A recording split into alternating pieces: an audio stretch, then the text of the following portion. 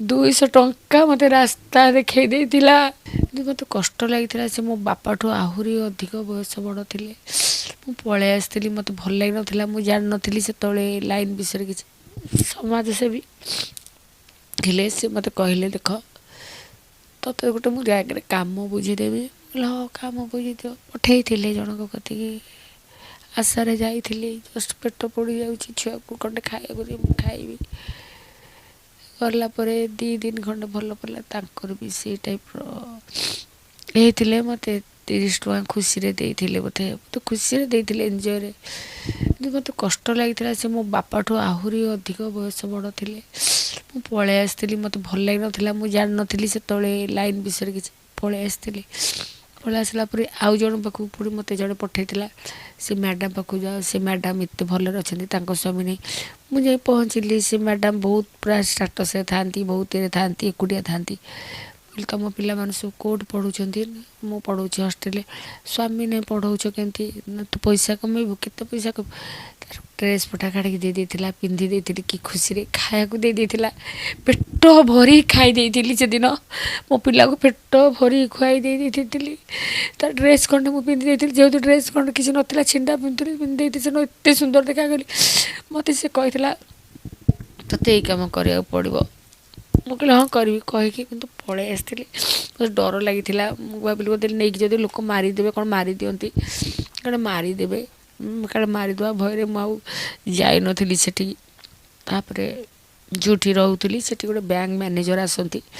सी से मालगोदाम थानार गोटे state bank manager just प्रधान बाबू तक ना भी मुझे भी नौची सी आसती मत चेहरा जेहेतु भल था बयस 30 वर्ष चेहरा तो समस्त लोभ ना नारी जा चेहरा को जो पुरुष रूपी राक्षस समस्त लोभ सी जो आसवे मो फलमूल नहीं आस मत मत बहुत मानने साहयकारक ना स्वामी छाड़ी आसरे पिलापाई आणती चॉकलेट दिखती आहिस्ता आहिस्ता कर हाथ धरले हाथ धरला जो मत थे मागी मत 200 टंका देवे कि आपण मो 200 टंकार चाउल किसी नहीं आसबि इटा थोइकी चुली रे भात रांधिकी आलू गोटे पकईदी खाईदेवी से 200 टंकार हो जाता 2001 एक मसीहा कथा कहूँ हो जाता मुझे भाविकी मागी खुशी से बढ़ी जाते पकेट रू गाड़ी 200 टंका काढ़ी देला जेहेतु मोर 6 वर्ष झील मो पाखे मो झील मत पाखु छाड़ेनि कुआड़े कारण से छाड़ी आसला मो पाखे सब जॉइंट ही रोला से मत कहे छुआ टे बाहर को विदा कर चॉकलेट फकलेट खाया मुझे छुआटी तो मत छाड़ी जीवनी केमती विदा करी सी तो जीवनी कहले जापार कौन मुझे पारनी मत गोटे केमती लगिला ता बोली जे मुझे जापारी जेटा कि मत निजक अनफिल माने अनइजी फिल लगे मुझे करें 200 टଙ୍କା छड़े नहीं मो हाथ कांदी पिला खाइब कौन पुणी कर कौन पुणी ता परदिन पुणी आउ जन गोटे घर गली मागिली मत गंडे खाया दे से घर पोछि दियो गंगा मंदिर कहला आज आम घर चाकराणी आसी घर पोछि दियो 4टा रूम पोछि देइथिली मत मिल्क बिस्कुट गोटे देइथिले 5 टଙ୍କା देइथिले पिला को गोटे खेलना देइथिले से 5 टଙ୍କା आणिकी मु चूड़ा नहीं आसती तो खाई केते दिन पानी रे बतुरे खाईदेली ता परदिन भोक केते भोक संभाली कष्ट केते संभाली पुणी बाध्य होगी चाहिए ना से सार को डाकबी कि डाकबी से जहाँ करी तार ठाकुर डबार गोटे टंकाटे चोरी करी पीसीआर को जाइए तो पीसीआर थे कॉइनटे पकड़े फोन करी नंबर देते मत लैंड नंबर फोन करी सार मुझे कौन आसतु आसी पिला को कांदुला जबरदस्त बाहर को बाहर करी चॉकलेट जा आनी जा माने जबरदस्त ठेलिकी बाहर करी आसे केवल माने संभव करने 5 मिनिट्र अवश्य माने सी मत उपभोग कर सारी 200 टଙ୍କା बढ़े देते ये 200 टଙ୍କା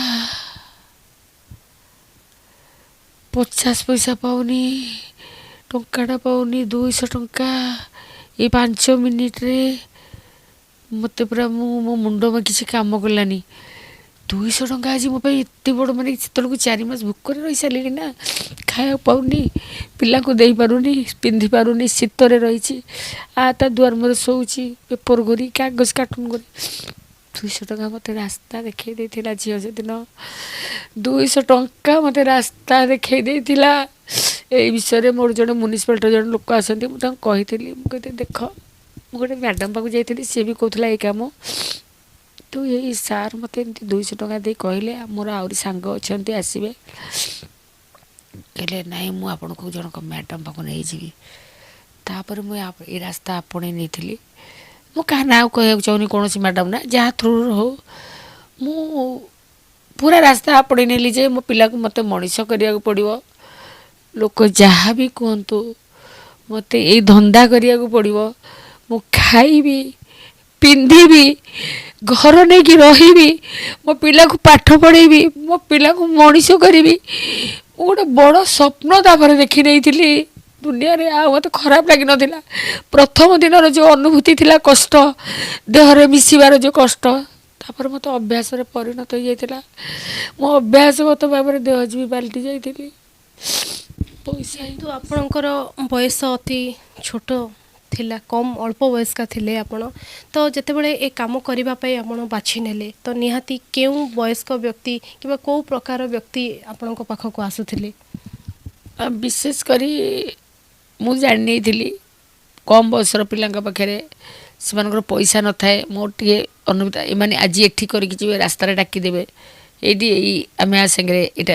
ମୁଁ ସେଥିପାଇଁ ମୁଁ ସବୁ ଲୋକ ସବୁ ସେଟିଂ କରି ବାଛୁଥିଲି। ସେମିତି ମୁଁ ସେମିତି ଲୋକଙ୍କ ସହିତ ମିଶେନି।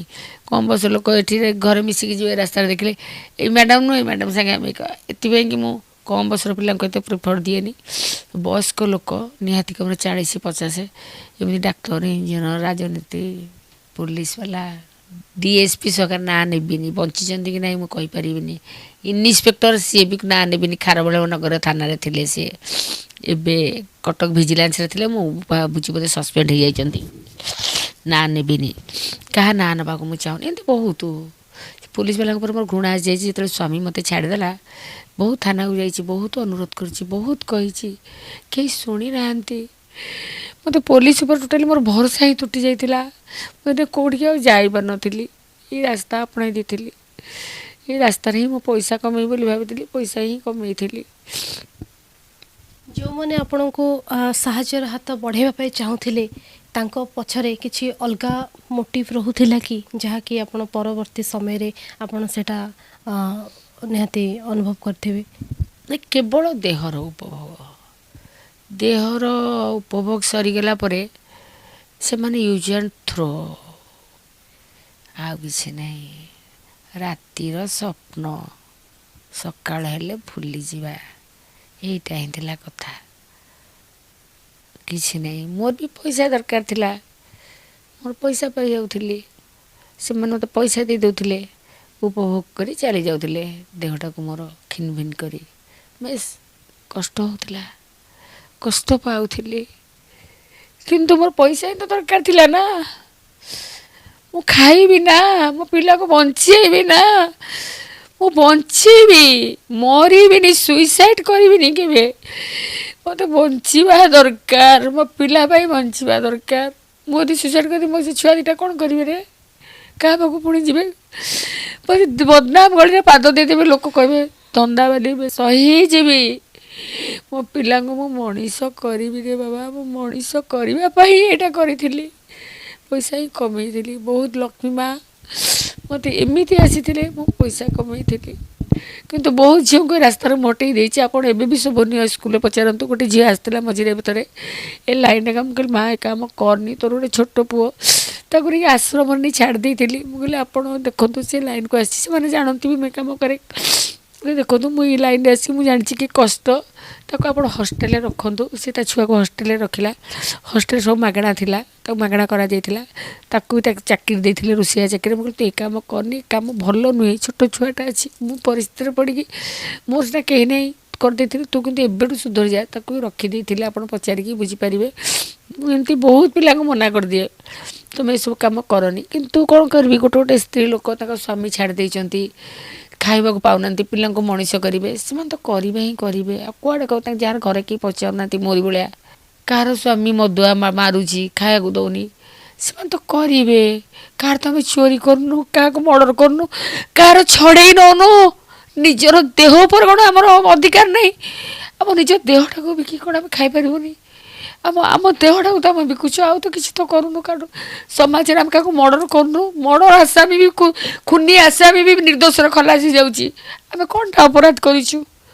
ଆମେ କ'ଣ କରିଦେଇଛୁ ଲୋକଙ୍କ ପାଇଁ ଖରାପ? କିଛି ସବୁ ବହୁତ ଲୋକଙ୍କୁ ଆମେ ତ ଜୀବନ ମାନେ ବଞ୍ଚେଇଛୁ। ଯେଉଁମାନେ ଏମିତି ତ କେତେ ତ ରାସ୍ତାଘାଟରେ ମାନେ ଆମେ ଯଦି ନଥାନ୍ତୁ ଏମିତି ବହୁତ ରେପ୍ ହୁଅନ୍ତାଣି। ସେମାନେ ଆସୁଛନ୍ତି, ତାଙ୍କ ଦେହର ଭୋକ ମେଣ୍ଟେଇ ଦେଉଛନ୍ତି, ବେଶ ତାଙ୍କର ପଇସା କିଛି ଦେଇ ଦେଉଛନ୍ତି, ଚାଲିଯାନ୍ତି। ଆମେ ବି ଖୁସ୍, ସେ ବି ଖୁସ୍, ବେଶ ସେଇ 5 ମିନିଟ୍ ପାଇଁ। ତାପରେ ଆମେ କେହି ସେ ଚିହ୍ନିନି ନା ମୁଁ ଚିହ୍ନିନି, ସେ ରାଜନୀତିଆ ଲୋକ ହଉ, ସେ ଡକ୍ଟର ଇଞ୍ଜିନିୟର ହଉ, ସେ ଯାହା ହଉ, ତାପରେ ମୁଁ ତାଙ୍କୁ ଚିହ୍ନିନି, ସେ ମୋତେ ଚିହ୍ନିନି। ରାସ୍ତାରେ ଆମେ କେହି କାହାକୁ କଥା ହେବାକୁ ଆମେ ଜାଣିନୁ, ମୁଁ ଜାଣିପାରିନି। ଆଉ ମୋର ପଇସା ଦରକାର, ପଇସା ଆସିବା ଦରକାର।